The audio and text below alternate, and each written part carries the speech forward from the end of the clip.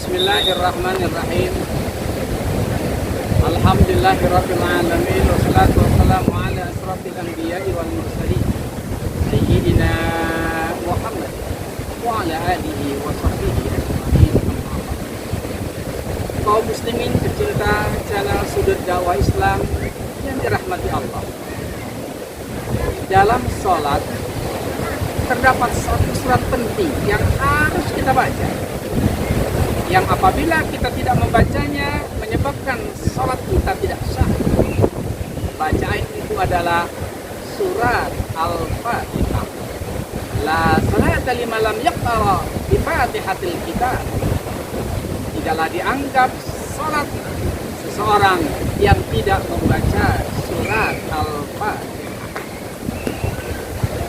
Dan dalam surat Al-Fatihah tersebut ada ayat yang mengandung makna bahwa hanya Allah lah zat yang patut kita sembah, dan hanya kepada Allah lah setiap makhluk memohon pertolongan.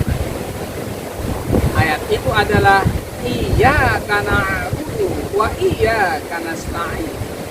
Hanya kepadamu ya Allah aku menyembah, dan hanya kepadamu ya Allah aku mohon pertolongan. Ini berarti bahwa sekurang-kurangnya 17 kali dalam waktu sehari semalam kita berikrar di hadapan Allah Subhanahu wa ta'ala. Kita berjanji di hadapan Allah Subhanahu wa ta'ala bahwa hanya kepada Allah lah kita menyembah, dan hanya kepada Allah lah kita memohon pertolongan. Dan bahkan di awal surat dalam doa iftitah kita juga telah menyatakan diri dengan ikrar yang pasti bahwa kita menyerahkan hidup kita sepenuhnya hanya kepada Allah Subhanahu wa ta'ala. Inna salati wa nusuki wa mahyaya wa mamati lillahi rabbil alamin. La syarika lahu wa bidzalika umirtu wa ana minal muslimin. Sesungguhnya salatku, ibadahku, hidup dan matiku hanya untuk Allah Subhanahu wa ta'ala. Tidak ada sekutu bagi Allah, dan demikianlah aku diperintahkan, dan aku termasuk orang-orang yang berserah diri. Apakah pada kenyataannya kita telah mencerminkan sebagai hamba Allah yang benar-benar telah menyerahkan secara total kehidupan kita hanya kepada Allah Subhanahu wa ta'ala?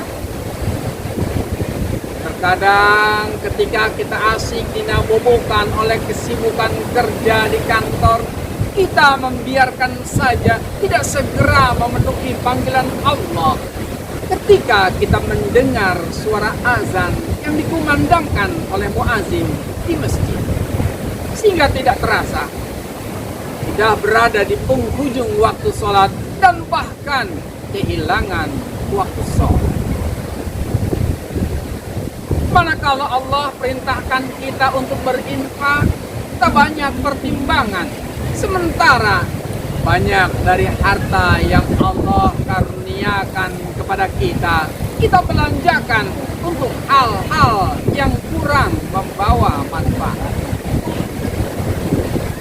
Manakala kita mendapatkan kesulitan, kita lupa meminta kepada Allah, bangun tengah malam, melaksanakan sholat tahajud.